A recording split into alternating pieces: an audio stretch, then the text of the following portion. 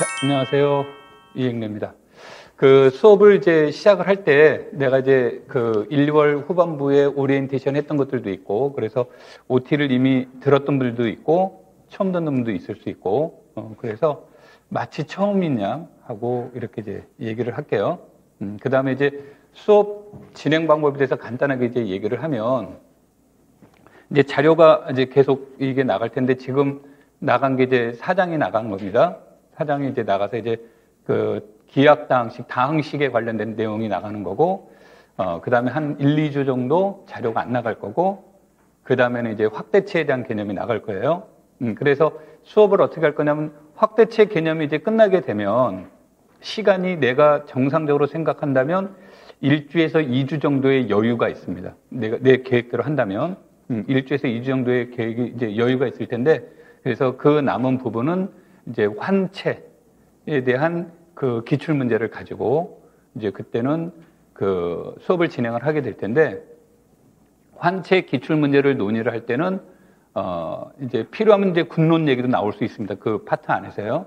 군론 얘기도 나오는데, 그때는 군론 개념을 따로 수업하지는 않을 겁니다. 따로 수업하지는 않고 이제 우리가 수업이 정상적으로 이루어졌다라는 것을 전제로 해서 얘기를 할 거고, 그 다음에 이제 나중에 기출 문제를 다룰 때는 일부 문제들은 그냥 해설하는 선에서 끝나는 부분들도 있겠지만, 일부 내용들은 한 문제를 가지고 1시간 이상씩 이렇게 수업하는 경우도 나올 거예요. 이제 그때는 기출 문제를 푸는 것이 목적이 아니라 기출 문제를 분석을 해본다든지, 또 이걸 통해서 앞으로 어떤 문제가 나올 것이다라는 것을 한번 이제 예측해 본다든지 하는 형태로 해서, 기출 문제 시간에는 1, 2, 3, 4월 중에서 이제 특히 이제 그 1월 달에 이제 군론 중심을 했으니까 환체 전체 내용들을 전부 다 그 한번 그 복습하는 차원으로, 그러면서 정리하는 차원으로 이렇게 수업이 진행이 될 겁니다. 그러니까 그거를 참고로 여러분들이 이제 수업 들으실 때 보시면 될 거고, 그 다음에 이제 여기 안에서 이제 매번 리포트가 나가게 되는데, 이제 가끔 이제 인강 듣는 분들은 내가 이렇게 개인적으로 체크를 못 해줘요. 체크를 못 해주는데, 인강 듣는 분들 중에서 나 이 부분이 조금 더 궁금한 부분이 있다, 아니면 내가 푼 것이 옳은지 틀린지 잘 모른다든지, 좀 뭐 문제결의 아이디어라든지 이런 것들이 좀 설명해 달라고 하는 게 있으면 카톡으로 이렇게 저한테 보내주시면 됩니다. 그래서 전화번호가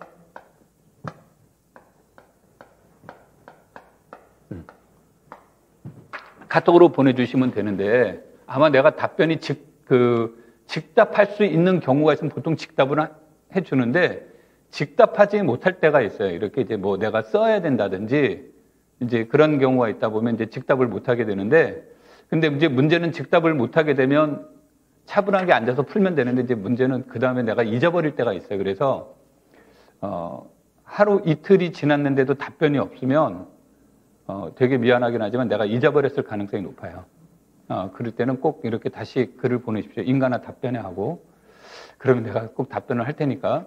그래서 인강 듣는 분들은 이제 그렇게 해서 리포트가 안 되는 부분들은 그걸로 이렇게 대신 하시면 되겠고, 리포트는 뭡니까? 그러면 리포트는 따로 없어요. 따로 없는데, 리포트라고 하는 것은 연습 문제가 이렇게 있습니다. 뒤에 연습 문제가 수록되어 있는데, 이 연습 문제 중에 내가 가끔 이거 꼭 해보세요라고 하는 문제가 아니고는, 이 리포트는 이제 여러분들이 연습 문제 중에서 이렇게 풀면 되는데, 이제 내가 이제 나중에 용지를 드릴 겁니다. 여기에 맞춰서 해달라고. 그러면 이제 그 용지에 맞춰서 이제 보고서를 작성을 하시면 되고, 그럼 내가 그 다음 주에 여러분들이 보신 거를 보고, 내가 여기다가 첨삭해야 될 부분이 있으면 첨삭을 할 거예요. 그 다음에 첨삭을 하고 나서, 첨삭만 하고 끝나는 부분이 있을 수 있고, 이건 첨삭만 가지고는 좀, 대화가 잘 안 될 것 같다. 그럼 내가 보충 설명을 이렇게, 수업 전에 보충 설명을 할 겁니다. 이제 개별적으로, 요건 요런 의미로 이렇게 첨삭을 했으니까 참고하십시오라고 이렇게 얘기를 할 거예요.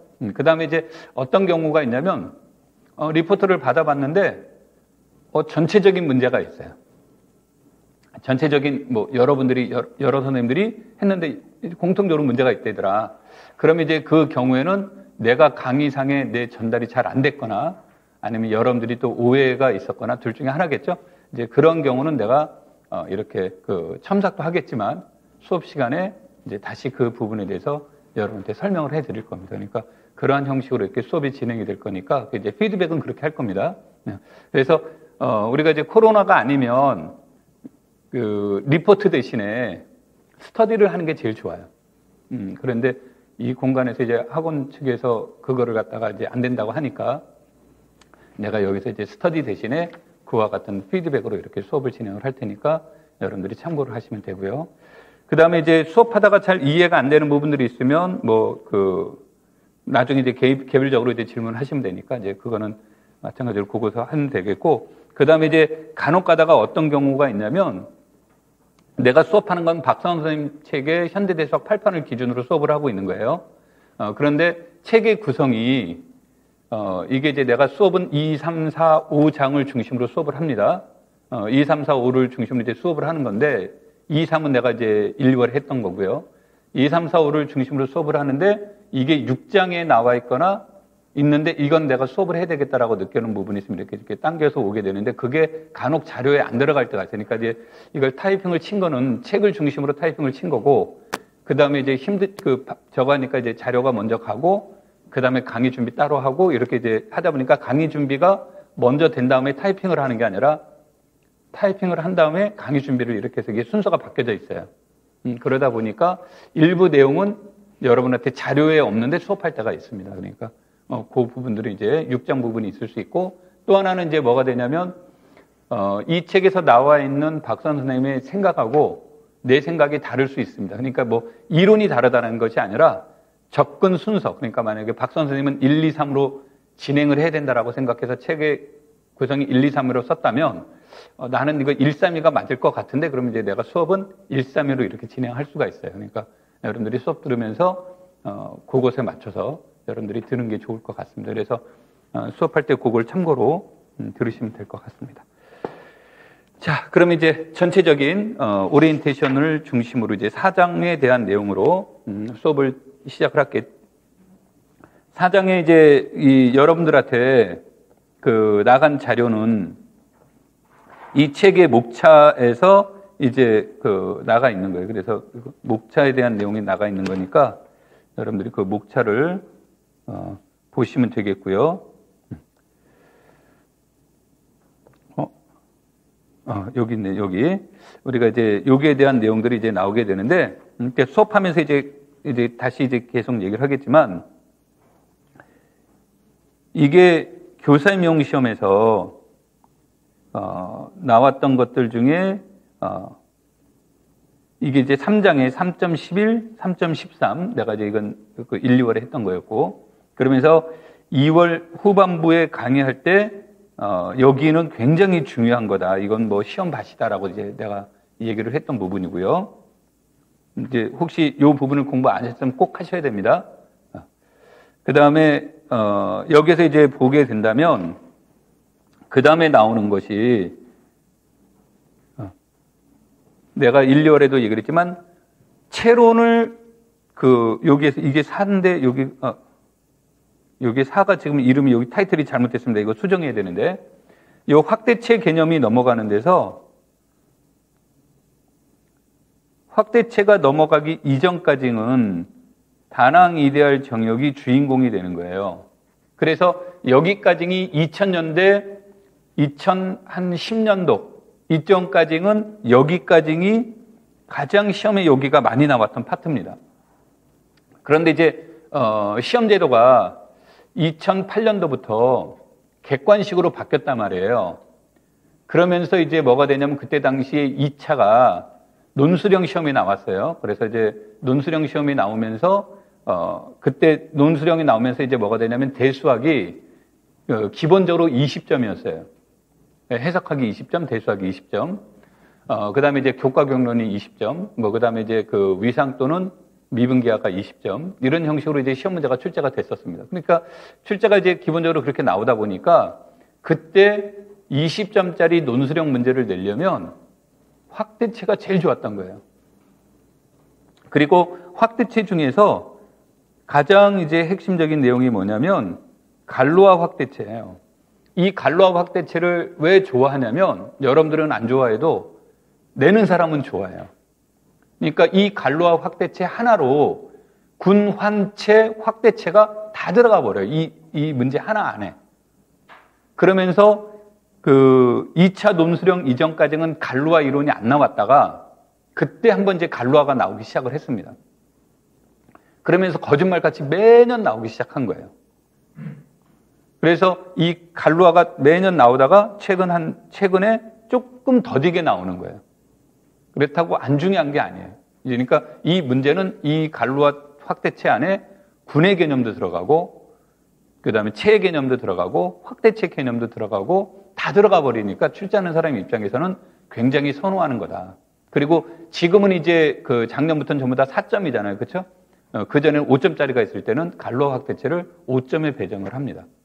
그러니까 문제 안에 질문의 소지가 많기도 하고 그랬는데 여하튼 이제 이 갈루아 확대체라는 개념들이 우리가 넘어가기 전까지는 여기서 이제 다낭 이데알이 핵심 이론이다. 그래서 이제 이러한 것들을 어떻게 볼 것이냐 이런 것들을 이제 우리가 지금부터 오리엔테이션으로 설명을 하겠습니다. 그래서 지금 그 강의하는 이 내용에 여러분들이 이거를 갖다가 이제 그림을 어떻게 그릴까라고 이제 고민을 많이 해서 그냥 제목 중심으로 여기다 이제 그림을 이제 그려놓은 겁니다. 제목 중심으로 그림을 넣었는데 지금 수업 시간에 요 칠판이 사실은 요 한 칠판이 조금 부족하기는 한데 내가 힘이 딸려서 이거 텔레비전을 막 이렇게 못 움직여요. 그래서 요 하나 안에다가 이제 조금 그리게 될 텐데 내가 혹시 지울지도 몰라요. 지울지도 모르는데 여러분들이 이것은 가능하면 한 페이지 그래서 지금 가로 세로 노트를 이렇게 옆으로 바꿔놓으십시오. 바꿔놔서 그 한 페이지 안에 지금 내가 설명하는 거 혹시 지워도 그 다음에 쓰는 것까지는 다 들어가야 돼요. 무슨 말하는지 이해되시겠죠? 그 다음에 수업하다가 집중하면은 이거 내가 이제 이거 노트 필기하는데 놓친 것 같다 그러면 내가 지울 때 여러분한테 지워도 되겠습니까? 그러면 노트 필기를 안 됐으면 사진을 찍으십시오. 그래 잠깐 시간 달려서 사진 찍는데 한 10초면 되니까 그렇죠? 그래서 그 휴대폰 꺼내놓고 이렇게 하셔도 되고 하는데 단 이제 수업에 방해가 안 되게 소리만 안 나기만 하시면 됩니다. 그래서 그렇게 해서 하고 매번 수업할 때마다 여러분들이 내가 노트 필기를 놓친 것 같다 그러면 카메라로 이렇게 찍으시면 됩니다. 요즘 너무 좋죠. 휴대폰이 모든 게 다 되니까. 자, 지금 이제 노트를 이제 작성을 하시면 보통 3칸 내지 4개 정도로 이렇게 이제 구분해서 쓰시면 됩니다. 그래서 원칙은 이제 이 4개가 이 칠판 안에 다 들어가야 되는데 다 들어가려면 우리 칠판 전체로 봤을 때 한 4분의 3, 3분의 2 정도를 써야 딱 맞는데 지금은 공간이 반 정도밖에 안 돼요. 그래서 이쪽 부분을 못 쓸 수도 있으니까 염두에 두시면서 여러분들이 노트 필기하시면 됩니다. 그리고 이제 예전에는 내가 뭐라고 했냐면 집에 가서 숙제로 이거 집에 가서 다시 정리하라고. 비포 있죠? 비포에다가 쭉 정리를 한 다음에 노트에다 반 접어서 딱 붙여놓으라고. 내가 원래 개인적으로 여러분 노트 정리 이런 거 체크는 안 하는데 이쪽 파트 같은 경우는 그 여러분들이 꼭 보시라는 의미에서 얘기를 하겠습니다. 자, 여기에서는 이제 우리가 F를 체라고 해보죠. 체가 되면 체의 가장 큰 특징은 0을 제외한 모든 원소가 다 뭐로 이루어졌다는 얘기예요? 단원이라는 얘기죠. 그래서 우리가 앞에서 이런 얘기를 했었습니다. D가 정역이면 이거로부터 우리는 무엇을 생각할 수 있냐면 분수체 개념을 생각할 수 있다. 그래서 이제 일종의 정수로부터 유리수를 만드는 분수체 개념을 생각해 줄 수 있는데 그래서 정역으로부터 분수체가 나오는데 이것은 일종의 대수적으로 무엇을 포함하는 D를 포함하는 분수체가 나오는 거예요. 그래서 체를 만드는 방법 중에 하나였는데 문제는 이걸 가지고 공간 확장을 더 하고 싶어서 하려고 이것에 F의 분수체를 했더니 도로 F가 되는 거예요. 그러니까 그 체를 만드는 방법에서 체의 분수체는 도로 F가 되다 보니까 이건 더 이상 실용성이 뭐가 되는 거예요? 없어져 버리는 거예요. 그래서 이와 같은 내용들을 만들려면 어떤 것들이 될까라고 이제 생각을 한 건데 그래서 우리가 R이 단위원을 갖는 가완환이면 3.13에서 주장했던 바는 뭐였냐면 잉여환을 가지고 체를 만드는 방법이었죠. 잉여환을 가지고 체를 만드는 방법은 이 M이 R의 극대 이데알이면 얘가 체가 되더라 그런 얘기예요. 그러면은 이것이 되는데 이것은 물론 원소의 관점, 원소의 개수의 관점에서 본다면 유한적 사고로 원소의 개수의 관점에서 본다면 얘는 R보다는 원소가 적은 거죠. 잉여의 문제가 되니까 우리는 더 큰 거를 만들고 싶은데 자 그런데 이제 여기에서 하나의 고민이 생기는 거예요.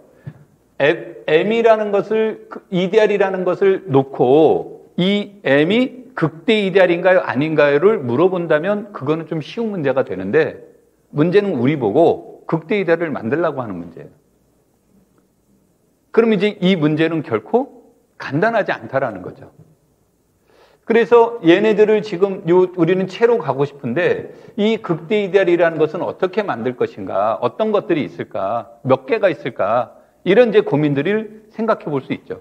그래서 통상적으로 극대 이데알은 몇 개 있다라는 말은 일반론적으로 못 해줘요. 유한 개 있을 수도 있고 무수히 많이 존재할 수도 있고요. 그래서 이것에 대한 이제 존재성은 보장을 받지 못합니다. 그래서 이런 문제가 생기다 보니까 이제 우리는 어떤 고민을 생각하게 되냐면 R이 다낭 이데알 정역이라는 조건이 있다면 다낭 이데알 정역이라는 조건이 있다면 얘가 체가 될 필요 충분 조건은 M이 R의 극대 이데알이라는 건데 이때 이 M은 기약이라는 것에 의해서 만들어지더라 이제 이런 문제가 생기는 거예요. 그러면은 극대를 찾는 게 쉽니 기약을 찾는 게 쉽니 이런 문제로 이제 내용이 바뀌겠죠. 우린 무조건 쉬운 거를 하는 거니까. 근데 봤더니 기약을 찾는 게 극대를 찾는 것보다 상대적으로 쉽더라는 거죠. 그래서 이제 그러면 이 기약이라는 것은 어떻게 찾을 것인데 이게 4장의 핵심 이론이 되는 거예요. 오케이? 참고로 상대적으로 쉽다라는 뜻이지 기약이 무조건 쉬운 건 아니에요. 상대적으로 쉽다라는 것이지. 자, 그래서 이제 이러한 것들을 이제 우리가 배경으로 이제 문제를 삼는 겁니다. 그래서 이것도 굉장히 중요한 말이고 이것도 중요한 말이 돼요. 되겠죠? 그래서 이제 지금부터 요거를 염두에 두고 이제 우리가 얘기를 할게요. 자, 그래서 F가 체가 되면 얘를 확장을 시키는 거예요. X가 부정원이라는 것을 기준으로 얘를 확장을 시켰더니 R이 얘가 환이면 얘도 환이고 얘가 단위원을 갖는 가원 아니면 얘도 단위원을 갖는 가원 아니고 얘가 정역이면 얘도 정역이다가 되는 거예요. 근데 얘가 다낭이 될 정역입니까? 그랬더니 얘는 노우 그런 거예요. 얘가 체가 되면 얘가 체가 됩니까? 그러니까 다 노가 되는 거예요.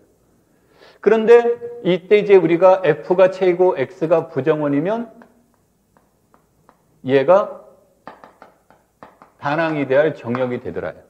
이것도 이제 시험에 나왔어요. 이것도. 지금부터 내가 그린 그림은 뭐 한 10대 문제 됩니다. 이 그림 안에 나오는 내용들이 굉장히 많이 나왔던 문제들이니까 얘가 다낭이 될 정역이 됩니다. 그런 얘기예요. 그럼 다낭이 될 정역이 아까 최대 장점이 이거라고 그랬어요. 요거니까 이제 얘를 하는데 다낭이 될 정역을 설명하려다 보니까 불편한 점이 하나가 생겨요. 어떤 점이 불편하냐면 정역을 설명하는 건 하나도 안 불편한데 모든 이데알은 다낭 이데알이라는 걸 설명해 주려니까 이게 쉽지가 않은 거예요. 그러니까 이제 사람들이 다낭 이데알 정역이 주인공은 맞지만 얘를 보조해 줄 수 있는, 그러니까 굳이 모든 이데알이 다낭 이데알이라는 것을 밝히지 않고도 다낭 이데알이라는 것을 대신 설명해 줄 수 있는 것은 없을까? 이제 이런 고민이 생기는 거죠. 그래서 나온 이론 중에 하나가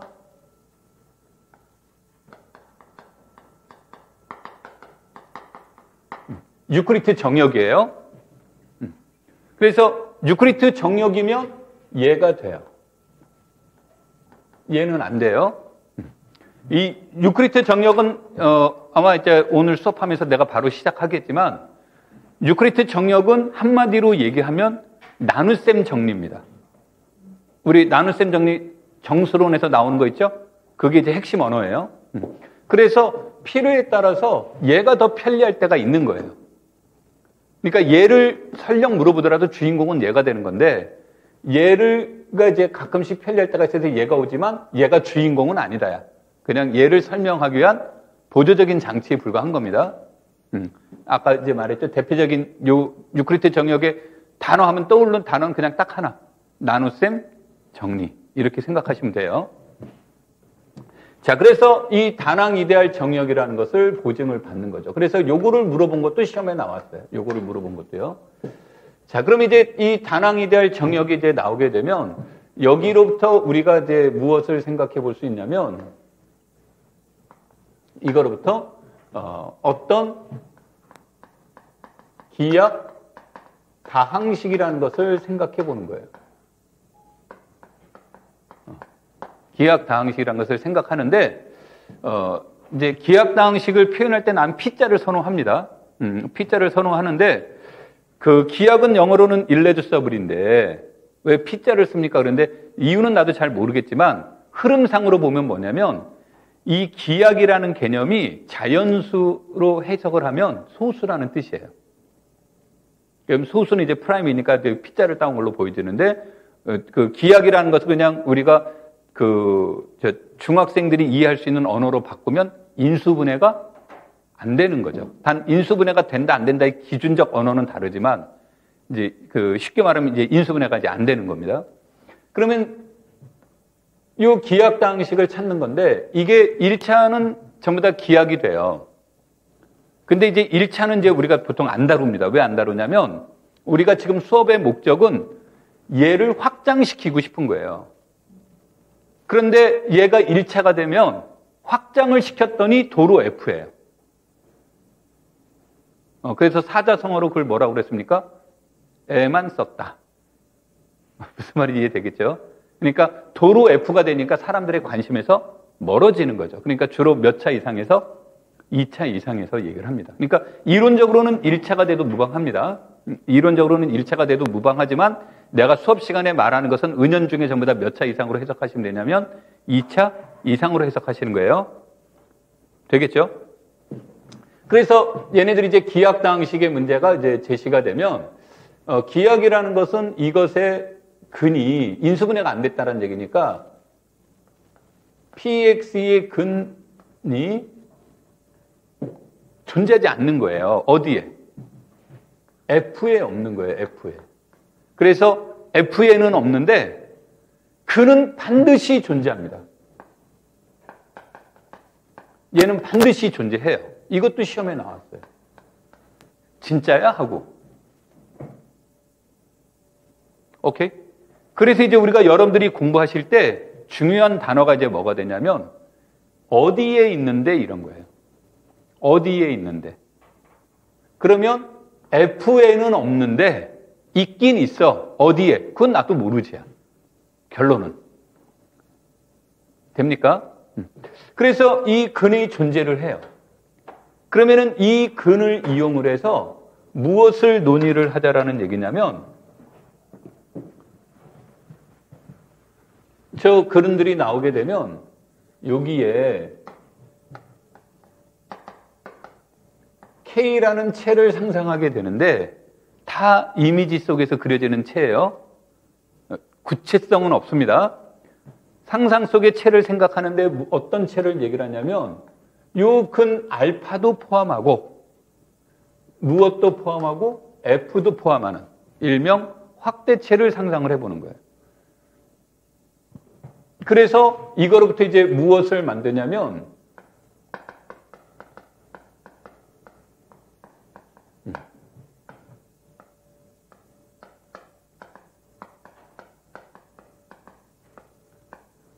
X 대신에 무엇으로 보내주는 거? 알파로 보내주는 이런 것을 생각하는 거예요.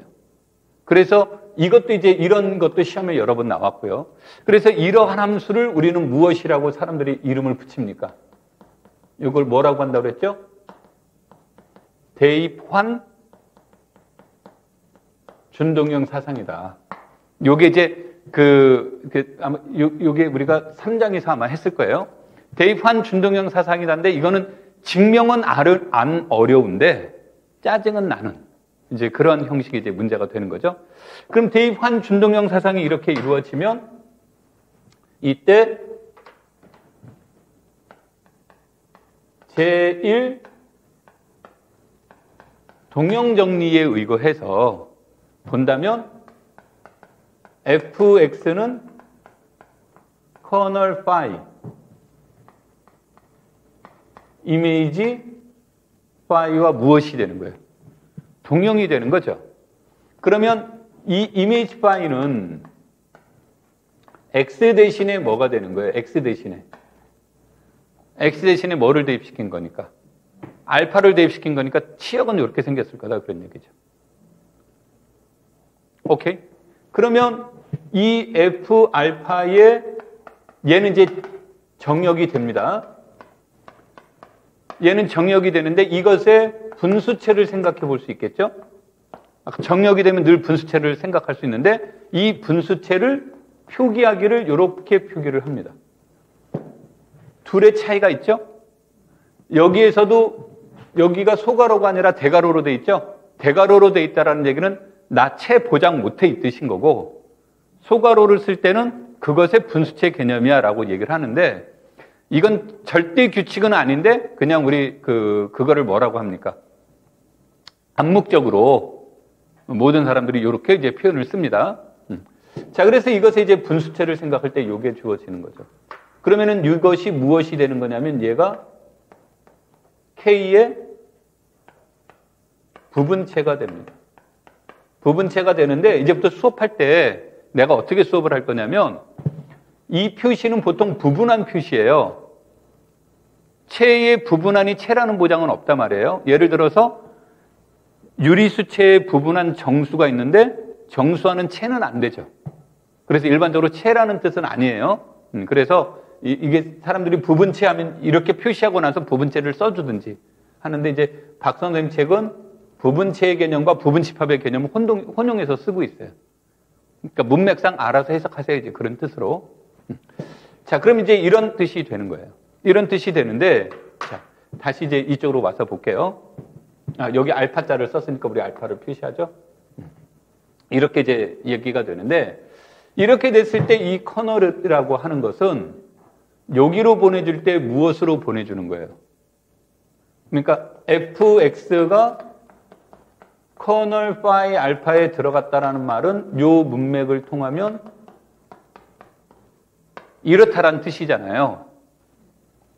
이 말은 fx가 뭐라는 뜻입니까? 알파를 근으로 갖는 다항식이라는 거죠. 그렇죠? 그래서 이것은 알파를 근으로 가는 다항식들의 모임이에요. 이것이 이제 일명 아까도 얘기했듯이 얘가 이제 뭐가 된다라는 말 때문에 얘가 fx가 단항 이데알 정역이라고 그랬죠? 그러니까 커널도 이데알이니까 얘도 무슨 이데알일 거다? 단항 이데알이 되겠죠. 오케이? 그러니까 이 커널 F는 뭔지는 모르겠으나 이렇게 표현이 될 거다 그런 얘기예요. 뭔지는 모르겠으나. 되겠죠? 그래서 얘를 구하는 것도 시험 문제가 되는 거예요. 얘를 구하는 거. 그런데 우리 시험 볼 때 답이 유일하지 않으면 어떻게 됩니까? 채점하는데 굉장히 곤란함을 느낄 수 있겠죠. 그래서 이게 유일하기를 원하는 거예요. 일반적으로 유일하지 않습니다. 유일하지 않는데 얘가 유일하기를 원하는 거예요. 그래서 유일하기를 원하다 보니까 이것의 문제를 최고창의 개수가 몇인 것으로? 1인 것으로 놓는 거예요. 그럼 그런 것은 하나밖에 없어요. 근데 왜 하필이면 최고창의 개수가 1인 걸 가지고 따집니까? 그러면 모든 체는 반드시 단위원을 가지고 있죠. 그래서 이제 2를 선택한 겁니다. 오케이? 그런데 이제 결론적으로 요 P가 기하게 돼요.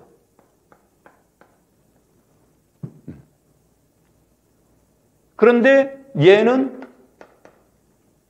무엇이 되냐면 차수의 입장에서 보면 알파를 근으로 갖는 최소 차수의 개념이 되는 거예요. 그래서 이 표현 대신에 모닉 기하기라는 단어 대신에 도입하는 사람들은 최소 차수 모닉이라는 말로 표현합니다. 그래서 이제 이 말의 뜻도 이제 중요한 것 중에 하나가 모닉이란 단어는 그냥 유일성이니까 중요한 단어가 아니에요. 이것에 대한 내용들은 무엇 때문에 이제 나중에 적어되냐면 내가 기약임을 증명하는 방법 중에 하나로 최소, 차수, 다항식이라는 말로 대신 사용하기도 합니다.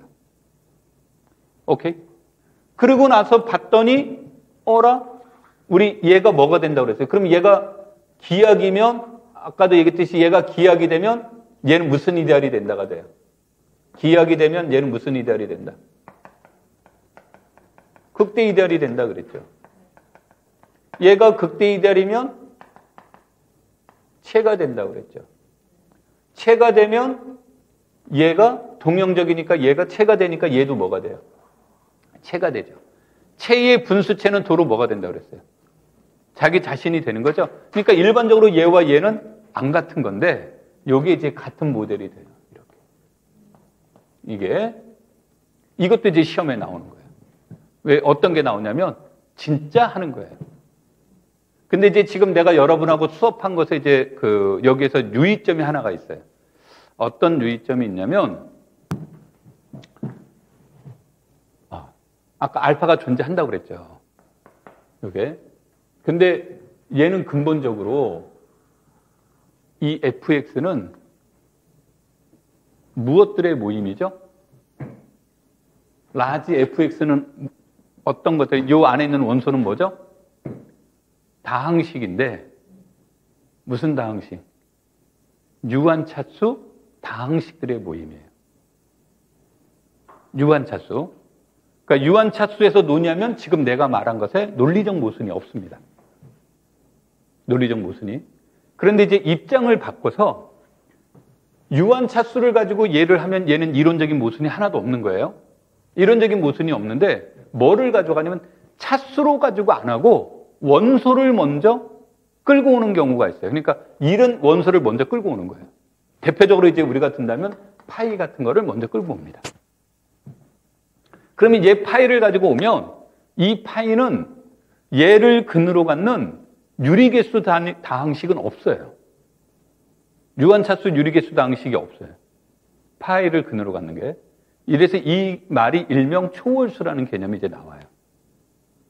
그래서 나중에 이 알파에 이름을 붙입니다. 이제. 그러니까 얘를 기준으로 하면 이 알파가 있는 게 맞는데 알파를 먼저 끌고 왔을 때 이거와의 관계를 이제 또 논의하는 게 있죠. 그래서 그게 대수적이냐 초월적이냐의 문제가 됩니다. 근데 초월적이라는 것은 실제로 아까도 얘기했지만 얘네들을 근으로 갖는 유리개수 다항식이 존재하지 않기 때문에 우리의 손을 벗어나는 거예요. 그래서 이제 일반론적으로는 잘 다루지 않습니다. 그래서 뭐라고 하냐면 초월적이라는 표현은 그냥 일반적으로 그냥 받아들여 버려요. 그러니까 우리가 지금 공부하는 내용으로 검증이 안 됩니다. 검증이 안 되고 책에서 우리가 파이는 초월수입니다. 그럼 그런 같다고 받아들이는 거지. 그거 한번 검증해 볼까 그랬더니 뭐 책에 무슨 자료를 찾아보면 돼요. 그거 찾은 날 그날부터 그냥 이명은 포기한 거예요. 무슨 말인지 이해됩니까? 안 됩니까? 그러니까 그건 이해하려고 하지 마세요. 그게 하라는 게 시험에 나오면 어떡합니까? 그냥 나오면 틀리면 돼요. 왜 이렇게 무책임합니까? 그런데 안 나온다는 얘기예요. 그러니까 고민하지 말아라 그런 겁니다. 그래서 뭐가 나올 때가 있냐면 아예 파이를 끌고 와버릴 때가 있어요. 먼저. 그러면 파이를 끌고 오면 얘는 초월적이라는 얘기는 우리가 다룰 수 없는 대상으로 이제 벗어나 있는 거라서 그럴 때는 얘는 체가 안 돼요. 그냥 뭐로 바뀌냐면 정역으로 바뀌어버립니다. 오케이? 그래서 요 밑그림에서 지금 우리가 여기서 논의하지 않았지만 이 알파라는 것은 나중에 이름을 붙인다면 FU에서 대수적이라는 이름이 있을 때만의 논리입니다. 지금 내가 전체적인 밑그림을 그려놓은 게요. 되겠죠?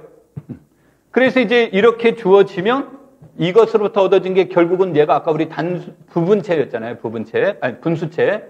그러니까 얘가 체가 되는 거죠. 얘가 체가 되는데 얘는 이론적으로는 무엇을 포함합니까? 분명히 이제 얘를 포함하는 거죠. 그래서 얘가 F에 뭐가 된다? 확대체가 돼요. F의 확대체가 되는데 이때 여기에 이제 이것에 대한 이름이 이제 또 등장합니다. 뭐로 등장하냐면 F의 알파라는 원소를 하나를 첨가시켰다. 그러면 예를 들어서 여기에서 PX가 N차였다라고 가정을 해보죠. N차였다고 가정하면 얘는 어떻게 생겼습니까? 그럼 얘네들은 이렇게 생긴 거예요.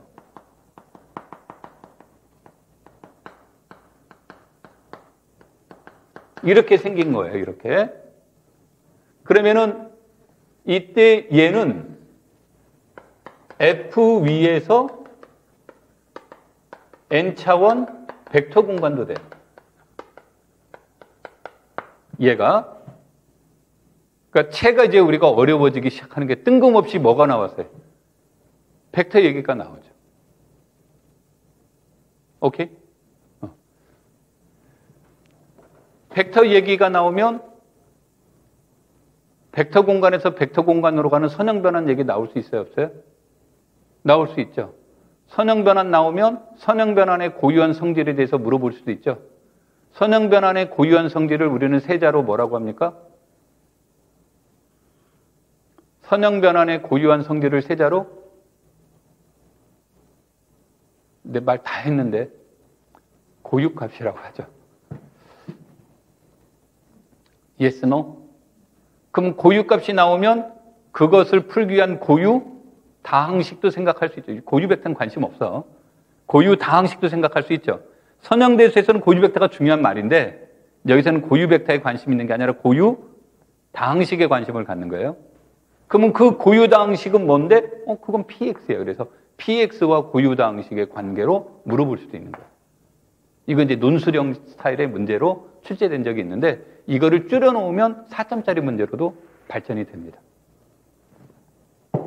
자, 다시. 그래서 이렇게 주어지는데 이제 본격적으로 하고 싶은 말이 이쪽으로 오게 되는데 실상은 여기에 F의 원소와 알파의 곱의 합이죠. 그렇죠? 그래서 이제 사람들이 요거를 F에다가 알파를 첨가시켰다. 근데 알파 하나만 첨가시켰다 그래서 이런 것을 단순 확대체라고도 번역을 합니다. 단순 확대체. 오케이?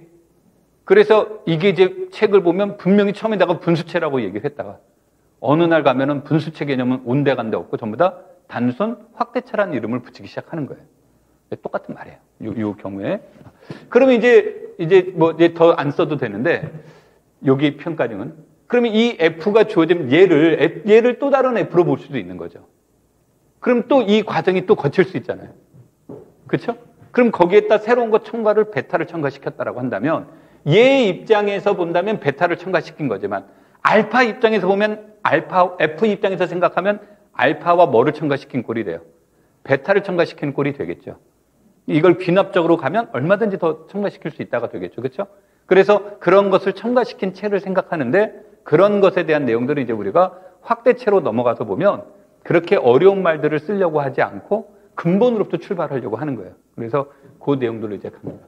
자, 여기에서 뒷얘기로 넘어가야 되는데 칠판이 너무 큰 관계로 지웠다가 계속 하겠습니다. 혹시 노트 필기 안 됐으면 요거를 인강 듣는 분들은 요거 캡처 해놨다가 이렇게 하십시오.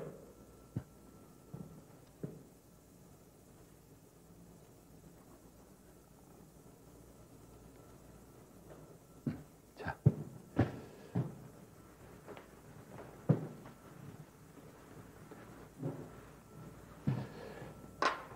그럼 이제 요거로부터 이제 나온 게 지금 여기로부터 이제 얻어진 것들에 대한 내용들이 뭐가 나올 거냐면 우리가 F 알파라는 F의 단순 확대체를 생각할 수 있는 거고요.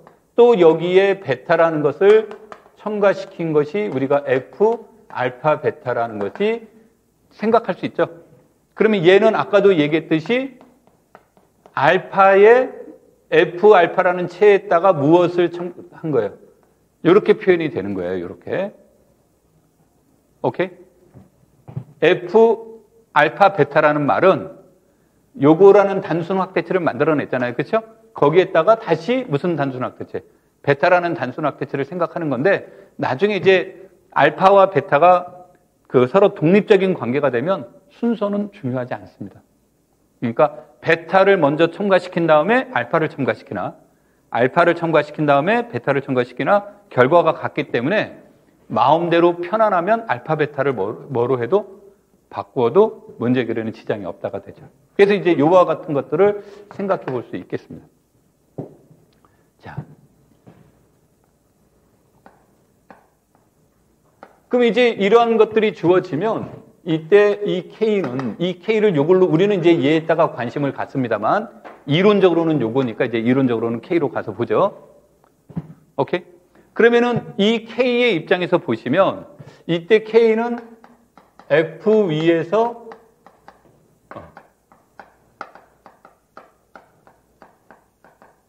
벡터 공간이 되는 겁니다. F 위에서요. 그러면 F 위에서 벡터 공간이 되니까 얘가 유한 차원 벡터 공간일 수도 있고 무한 차원 벡터 공간일 수도 있겠죠. 오케이? 그런데 이제 우리는 무한 차원 벡터 공간을 설명할 방법이 별로 없어요. 예를 들어서 실수는 유리수의 무한 차원 벡터 공간이에요. 실수 R은 유리수의 Q 위에서 무한 차원 벡터 공간이에요. 근데 그거 어떻게 설명할래 했더니 설명할 길도 막막하지만 그래서 어쩔 건데 그럼 별로 그냥 그렇다는 얘기하고 끝나버리는 거예요. 그래서 우리의 주요 관심사는 무한 차원 벡터 공간이 아니라 무슨 차원? 유한 차원 벡터 공간을 논의하려고 하는 겁니다. 되겠습니까? 그러면은 이때 얘가 벡터 공간이 되는데 여기에 대해 주요 관심사는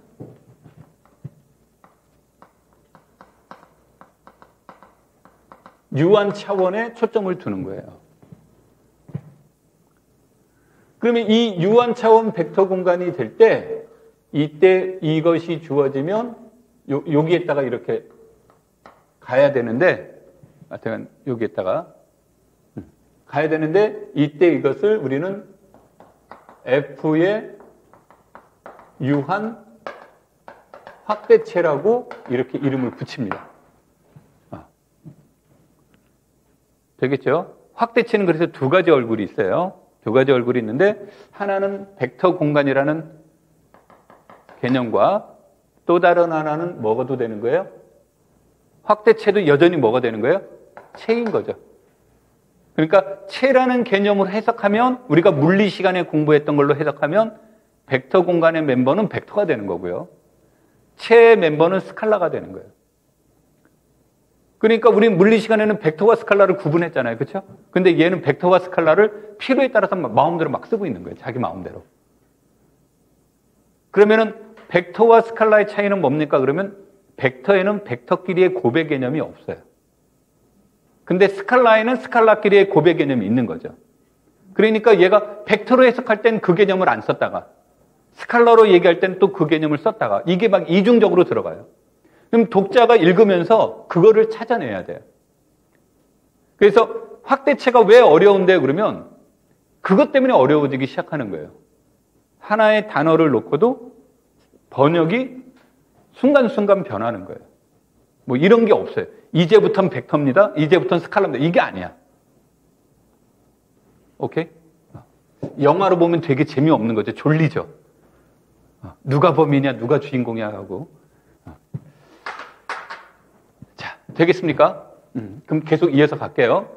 그러면은 요 밑에다 쓰시면 됩니다. 여기 그 바로 밑에 길게 쓰지 말고 짧게.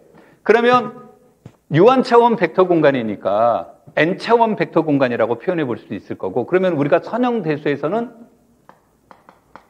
선대라고 쓸게요. 선형대수에서는 우리는 이렇게 표시를 합니다. 아까도 얘기했듯이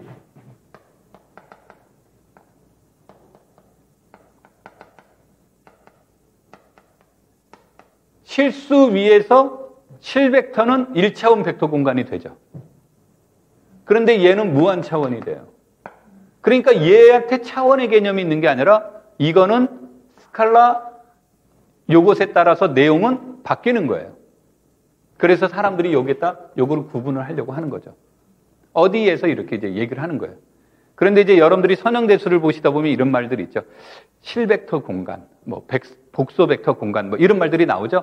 그것은 실벡터 공간 그러면 스칼라를 실수로 놓은 거야 하라고 이렇게 이미 규정을 해버렸기 때문에 그때는 요 F자를 생략하고 써도 문맥상 지장이 없는 거예요.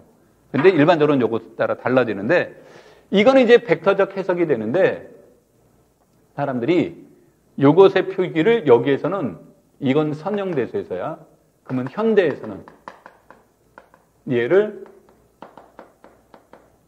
이렇게 표시를 해요. 그리고 읽기를 K의 차원이라고 안 읽어요. 얘를 뭐라고 읽죠? 이거 안 써도 돼. 지금 이런 건 뒤에 나오니까 그냥 그림만 그려놔. 이건 이제 뭐라고 얘기를 하냐면 뒤에 가서는 F 위에서 K의 디그리라고 읽어요. 우리식으로 번역하면 디그리를 뭐라고 부르죠? 차수라고 하죠. 왜 차수라고 했을까요? 왜? 그 얘기는 아까 이제 여기 안 살아남았구나. 다 지워졌네. 아까 요거 하면서 PX 그 커널 차수 나온 거 있죠? PX. 그것의 다항식의 차수 개념과 여기에 차수 개념이 동의어가 돼요. 그러면 이 문제를 다룰 때 얘를 다룰 거를 아까 여기에서 기압 다항식 있었죠? 커널 얘기를 할 때 그 다항식의 차수과 동일하다니까 내가 편리에 따라서 디그리를 활용할 수도 있고 편의에 따라서 차원을 활용할 수도 있고 편의에 따라서 디그리의 관점으로도 번역이 되는 거예요. 그럼 이제 아까 내가 요거 얘기를 할 때 요거 아까 썼던 거 있죠. A0 플러스 A1 알파 플러스 AM 마이너스 알파 1 마이너스라고 이렇게 조건지시법으로 썼죠. 그럼 이제 거기에서 기저라는 게 얘가 기저가 되는 거예요. 얘가 기저가 돼요. 그러니까 N차원인 거죠. 기저가 되는 이러한 모델로 얘네들이 돼서 이것의 성질을 이제 이용해서 문제를 다루는 겁니다. 자, 그래서 이제 이런 내용들이 나옵니다. 이거는 이제 차수 개념으로 이제 표현이 되죠. 그래서 이런 것을 우리가 일명 유한 확대체라는 말로 표현이 됩니다. 자, 그 다음에는 이제 여기까지에 대한 개념이 4장을 중심으로 이루어졌다고 보는 거예요. 그러니까 배경적 지식이 되는 거예요. 여기에서. 배경적 지식이 된다면 5장부터는 무엇에 관한 얘기를 하는 거냐면 5장부터는 K를 연구하기 시작하는 거예요. 5장부터는. 그러니까 확대체는 K를 분석하기 시작하는 겁니다. 우리가 부분과 확대의 차이는 이제 다릅니다. 우리가 그 부분군, 부분환, 이데알, 정규 부분군 이런 것들은 군에서는 군 G가 있으면 이 G의 부분을 찾는 데 초점을 두는 거고요. 부분한 이데알은 R을 두고 이것의 부분을 찾는 데 초점을 두는 거라면 확대체는 F를 두고 이것을 확장시키는 거예요. 그럼 부분에서는 주요 관심사가 뭐가 있냐면 군이면 군, 환이면 환의 구조가 보존되니? 똑같은 성질을 가지고 있니? 여기에 초점을 두는 거라고 한다면 확대는 근본적으로 보존이 돼요. 그러니까 단위원은 단위원으로 보존되고요. 단원은 단원으로 보존이 돼요. 그러니까 기본적인 게 보존이 돼요. 그러니까 그 보존성에는 별로 관심을 갖지 않는 거예요. 그리고 확장시켜 놓은 걸 가지고, 왜냐면 확장시켜 놓은 것은 우리가 이제 그 공간의 확장의 의미가 되니까 확장시켜 놓고 나서 확대된 K의 구조가 어떻게 생겼을까를 이제 파악하는 거예요. 그래서 그 구조를 파악하는 것 중에 하나가 아까 우리가 이제 첫 번째로 말한 무엇의 문제? 유한합대체. 이 내용은 지금부터 우리가 이제 화면을 보면서 수업을 할게요. 저기 공간이 사실은 요 이후에 원래는 오른쪽으로 가야 돼. 이거 지우기가 어려워서 지금 내가 못 지웠는데 오른쪽으로 더 가야 되는데 거기에 들어갈 용어들이에요, 요게. 용어들인데 이게 이제 여기서 말하는 요 개념이에요, 요 개념. 그래서 그거를 여러분들이 거기다가 채워 넣으셔야 된다. 그런 뜻이에요. Yes? 자. 그럼 이제 그 문제 중에 하나가 이제 무엇에 대한 내용이 나오냐면 여기가 아까 우리가 K라고 놓잖아요, 이렇게. 그럼 이제 여기에 있는 멤버들 중에서 여기에 있는 멤버들 중에서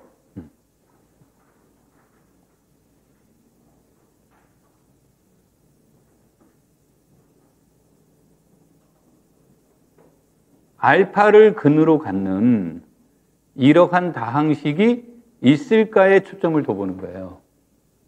이런 게 있을까? 그런데 여기에서 이제 우리가 함정에 빠지는 것 중에 하나가 뭐냐면 영다항식을 생각해 볼게요. 영다항식을 생각하면 얘는 일종의 상수인데 우리는 이제 채론 다항식한 넘어가면 상수하면 0이 아닌 것으로 인정을 해요. 0과 0이 아닌 것을 구분을 해야 될 필요성이 있어요. 차수 문제에서. 그러면 여튼 여하튼 얘는 이제 상수 개념인데 상수라는 것은 이 x의 변화가 있다 없다예요. 변화가 없으니까 어떤 수를 넣든 간에 얘네들은 무조건 뭐가 돼요? 0이 되니까 이런 0은 얘에 대한 성질을 파악하는 데 도움이 안 돼요. 뭐가 되든 0이 돼서. 그래서 이론적으로는 아까 말한 px가 존재할까요? 그랬잖아요. 그럼 이론적으로는 얘가 0이 아닌 것이 존재해야 돼요. 0이 아닌 게 존재해야 되는데 그러면은 우리가 fx를 1이라고 해보자야. 그럼 얘는 알파를 대입시키면 얘네들은 여전히 몇이에요? 그러니까 여기가 0이 아니면 어떤 수를 넣어줘도 0이 될 수 없죠. 그럼 px는 절대 이런 모양이 나올 수 없잖아요. 그러니까 이제 어떤 사람들은 이론 문제를 강조하는 사람은 0이 아니다라는 것을 강조합니다. 이론을 강조하는 사람들은. 그 다음에 실전은 왜 불필요한 일을 하지? 이런 거예요. 그럼 px는 자동적으로 몇 차 이상이 돼야 돼요? 1차 이상이 돼야 되겠죠. 그러니까 1차 이상이라는 말을 영상수가 아니라는 용어로 써버리는 거예요. 그래서 이제 박 선생님의 책은 1차 이상이라는 개념을 써요. 1차 이상이라고. 이렇게 이론적으로 접근 안 하고. 그래서 여러분들이 이제 내가 이 말을 하는 건 여러분들이 박 선생님만 책 보는 게 아니라 여러 가지 책들을 봤기 때문에 그 책의 다양성을 얘기하는 거예요. 그래서 이때 경우에 따라서 px는 0이 아니다라고 쓰는 책들도 있고 실전에서는 이때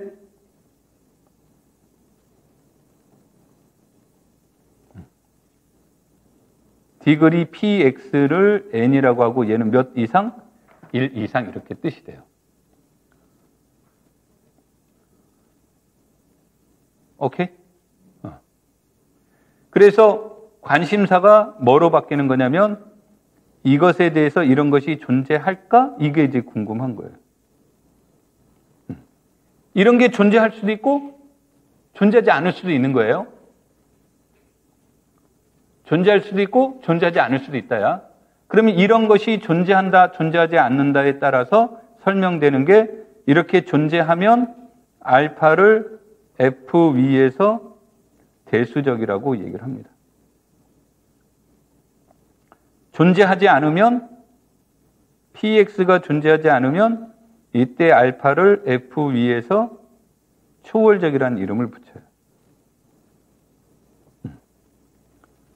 오케이? 자, 아까 얘기했던 것 중에 하나가 여기서 이제 중요한 단어인데 시험 볼 때 꼭 써야 되는 단어인데 파이는 유리수 위에서 초월적이라고 했어요. 근데 x-파이는 실수 개수 다항식이 맞습니까? 안 맞습니까? x-파이는 실수 개수 다항식 맞잖아요. 그렇죠? 거기다 파이 대입시키면 몇이에요? 0이잖아요.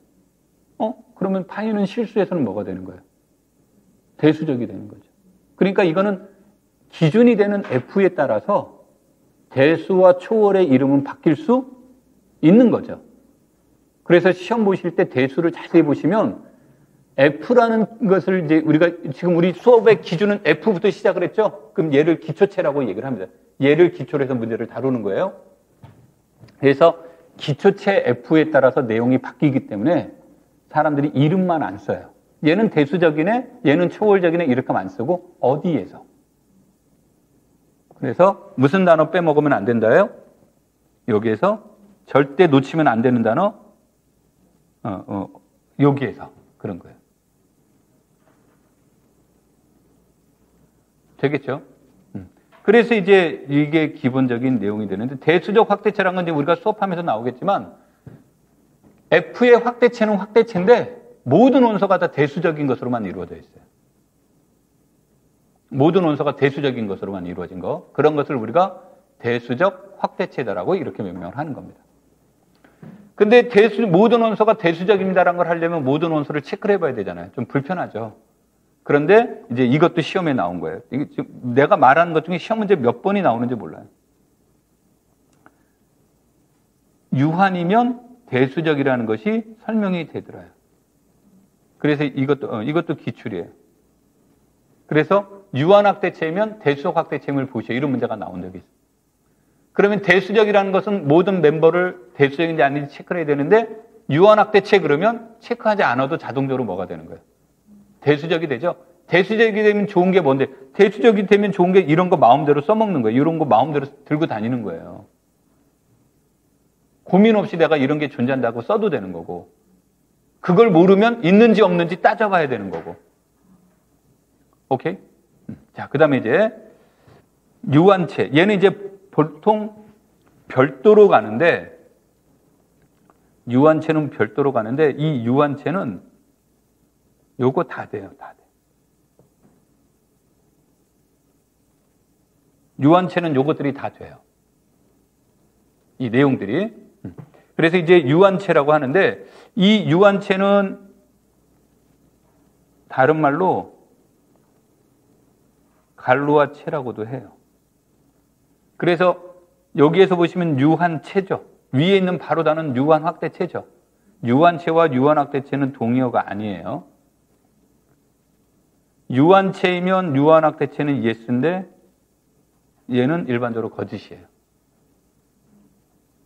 오케이? 갈루아체면 갈루아 확대체가 되는 건 맞아요. 갈루아 확대체라고 해서 갈루아체가 되는 건 아니에요. 그 다음에 유한체이면 원분 확대체의 개념이 들어가요. 유한체이면 분해체가 돼요. 유한체이면 분리 확대체가 돼요. 그러니까 유한체는 얘네들이 다 성질을 만족해요. 그런데 유한체는 유한만이 가지고 있는 고유한 색깔이 있어요. 다른 데서는 논의를 못하는 유한만이 가지고 있는 고유한 색깔이 있기 때문에 유한체라고 이름을 따로 끌고 와서 그것만의 성질을 다루는데 아까 말한 이런 것들은 기본적으로 되다 보니까 이거를 제시하는 사람들도 있고 그거 말 꼭 해야 돼 이제 그래서 그거를 무시하고 넘어가는 사람들도 있어요. 근데 근본적으로 다 됩니다. 근데 우리의 주요 관심사는 이것의 고유한 성질이에요. 근데 이 고유한 성질인데 이 유한체의 장점과 단점이 있는데 단점은 알고리즘화되어 있어요. 그러니까 몰라도 공식에 대입하면 뭐가 돼요? 답이 따다다다닥 딱 나오는 거예요. 그런데 그런 시험 문제는 잘 안 내요. 왜냐하면 이해를 못해도 암기하면 뭐 할 수 있기 때문에 풀 수 있기 때문에 그렇죠? 그래서 여기에서는 유한체는 유한체만이 가지고 있는 고유한 색깔이 뭘까? 그것이 바로 우리가 체를 보시면 체에서 0을 뺀 집합은 뭐가 됩니까? 곱셈 아벨군이 되죠. 근데 유한체는 곱셈 아벨군보다 더 강력한 순환군이 돼요. 순환군이 돼요. 그럼 순환군이 되면 반드시 생성원이 있는 것이고요. 생성원이 있으면 그것을 이름을 원시 원소라고 이름을 붙이는 겁니다. 그러니까 여기서 원시 원소라는 말은 무엇을 뜻하는 거냐면 뭐 알파가 원시 원소라고 했어요. 그러면 얘가 순환군이 이렇게 된다는 뜻이에요. 오케이? 그러면은 이 문제에서는 알파를 근으로 갖는 다항식들도 있을 거란 말이에요. 왜냐하면 얘네들은 유한체가 된다고 그랬잖아요. 그래서 대수적이 된다고 그랬고 대수적이 되면 이런 게 존재한다고 그랬죠. 그렇죠? 그러면 이런 px는 n차 다항식이 존재하는데 자연수의 정렬성에 의해서 최소차수 다항식이 꼭 존재해요.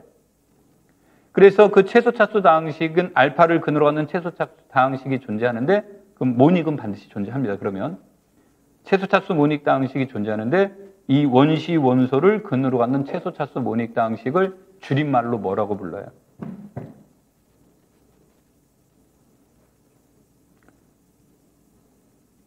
그냥 막 던지면 답이 돼.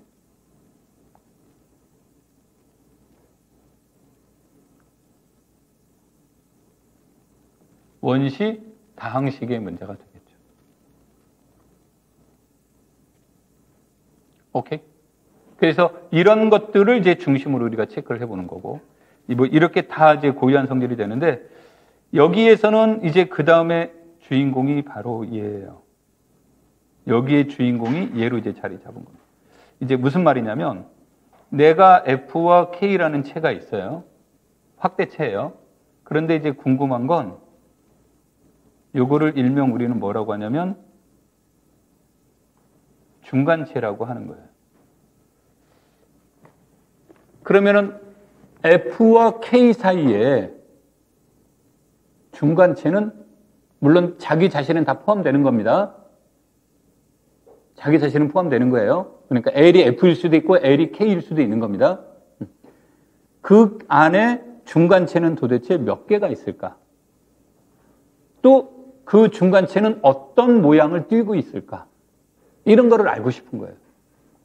근데 불행하게도, 다행스럽게도, 불행한 게 아니라 다행스럽게도 알고리즘이 없어요. 보증이 없어요. 왜 다행스럽습니까? 그런 건 그래서 다행스럽게 안 나와요. 오케이?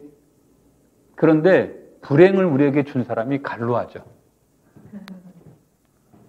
그래서 갈로아 이론에 따르면 어떤 성질을 만족하면 L을 찾는 방법이 있는 거예요. 그래서 일명 그 어떤 성질을 만족하는 걸 갈로아 확대체라고 하는 겁니다. 근데 갈로아 확대체를 찾으려면 짜증나요.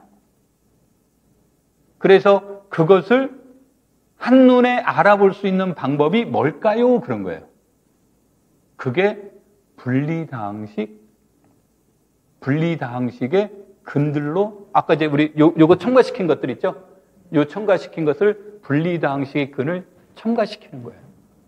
그럼 분리라는 말은 수학에서 대수에서 분리는 스플리트를 뜻합니다. 1차를 뜻해요. 1차. 그러니까 다항식입니까? 그럼 중복도가 무조건 다 몇인 거. 다항식에 근은 무조건 있다고 그랬죠. 어디에 있는지, 근이 어디에 있는지는 모르겠지만, 그럼 중복도가 1인 거. 그럼 1차로 인수분해가 딱 될 거 아니에요. 그렇죠? 그 1차로 인수분해된 근들을 가지고 만드는 거예요. 그래서 갈로아를 이것 자체가 시험에 나오기도 했지만 얘는 목적보다는 도구로 봐야 돼요. 그래서 이걸 통해서 얘를 확인하는 데 활용이 돼요. 효과적으로 문제를 풀려고 하는 거죠. 오케이? 그걸 통해서 중간체를 알아보는 거예요. 그런데 아까도 얘기했지만 유한체는 중간체 구하는 알고리즘이 있어요. 공식에 딱 넣으면 그냥 답이 나와버려. 그러니까 쉽죠. 상대적으로. 얘는 알아도 답이 바로 안 나와요. 그러면 구체적으로 뭡니까? 이렇게 얘기를 했을 때 이 문제는, 그럼 아까 여기에서 근의 문제라고 그랬잖아요. 그렇죠? 근의 문제가 되니까 이 근을 활용하는 거예요. 그래서 이 근이 뿌리가 뭡니까? 라는 뿌리 개념으로 넘어가게 되는데, 그 뿌리에 대한 개념이 모닉 기하다항식의 문제예요. 그럼 모닉 기하다항식의 문제가 되는데 그 안에는 이를테면 이런 거죠. x제곱 마이너스 2 이렇게 나왔어요. 그러면은 얘는 유리수에서는 더 이상 인수분해가 안 되죠. 실수에서는 되지만, 그렇죠? 유리수에서는 인수분해가 더 이상 안 되니까 얘가 기하기예요. 더 이상 분리가 안 되는 겁니다. 유리수에서는. 근데 이것의 근은 루트 2와 몇이 됩니까? 마이너스 루트 2죠? 그래서 기하기라는 데서 똑같은 근이 나온 건 루트 2와 마이너스 루트 2가 나오면 얘네들을 대수적 켤레원이라고 이렇게 붙입니다. 그러니까 켤레라는 말은 짝꿍을 뜻하는 거죠. 그렇죠? yes? 그러면은 그 짝꿍을 활용을 하는 거예요. 켤레를 활용하는 거. 그게 이제 대수적 켤레원이라는 개념이 나와요.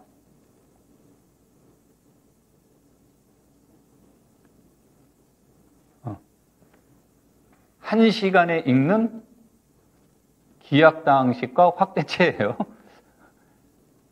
그러니까 지금 말하는 게 어떡하지? 하나도 모르겠는데 고민 안 해도 돼. 이제 우리가 공부해야 될 내용인데 우리가 막 공부하면서 우리가 지금 도대체 어디로 가지? 이제 그 방향성을 가지고 이제 얘기하는 거예요. 2개월짜리 강의 내용을 요약 강의하는 거기 때문에 잘 이해를 지금 못할 수도 있는데 그 고민은 안 하셔도 돼요. 자, 대석혈례원의 문제예요. 그런데 이 대석혈례원을 이용을 해서 뭘 하려고 그러는데 중간체가 아까 목적이라고 그랬잖아요. 찾는 방법이 대석혈례원을 통해서 무엇을 따지냐면 자기 동형군을 찾으려고 하는 거예요. 자기 동형 사상을. 그럼 자기 동형 사상을 찾는데 자기 동형 사상들에 대한 모임은 다시 군이 되죠. 그럼 군이 되면 왜 군으로 가려고 하냐 그랬더니 우리는 체론보다는 그래도 뭐가 더 익숙해요. 군론이 익숙하고 군론에 관련된 알고리즘들은 굉장히 풍요롭잖아요. 그렇죠? 그러니까 그 원리를 이용을 해서 군을 이용해서 체론을 다루자 해요. 그것에 관련된 이론이 갈루와 군이라는 거예요. 이건 이제 수업하면서 다시 해야 될 거니까 여기서 뭐 다 할 수는 없고.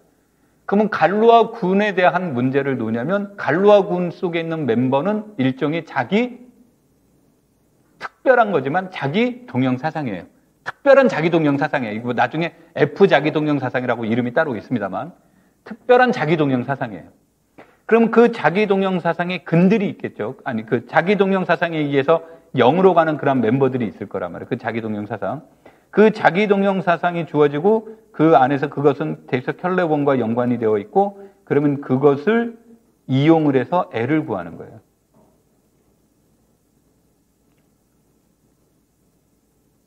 그것이 무엇이 되냐면 이런 거예요. 항등적으로 가는 멤버들이 있단 말이에요. 변하지 않고. 그것을 이용해서 애를 구하는 거예요. 변하지 않고 가는 항등적인 개념을. 그래서 이러한 중간체를 구하는 알고리즘이 있다.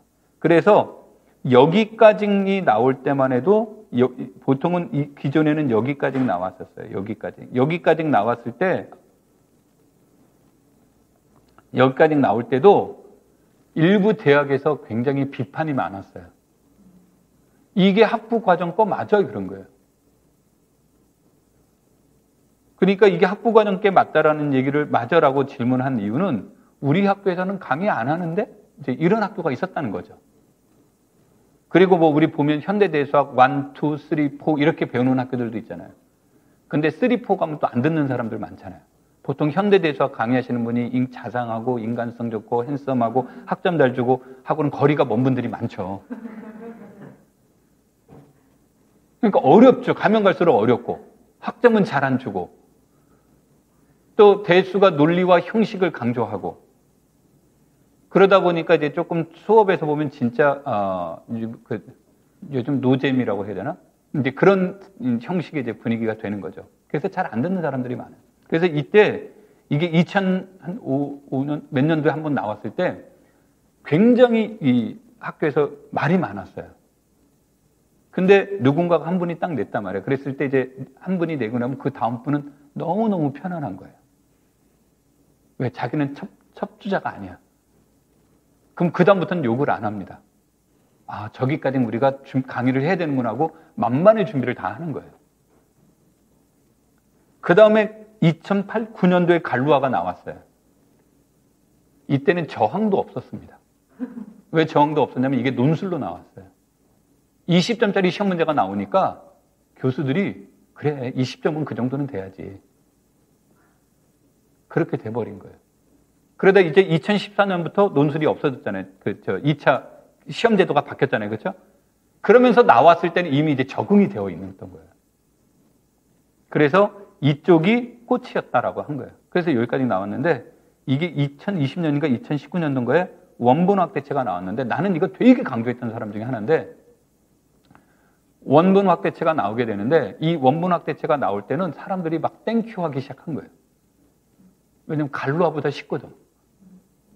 얼마나 감사합니까? 막 갈루아는 책에 있는 이론을 알아도 못 풀고 있는데 원본은 알고리즘이 있어요. 그런데 이제 중요한 거는 항상 여러분들이 생각할 때 원본에 대한 뜻은 뭐냐면 원을 n등분하는 문제예요. 원을 n등분을 해요. 그럼 반지름이라는 게 있을 거 아닙니까? 그렇죠? 그러면 그 원 속에 있는 점들을 곱했어요.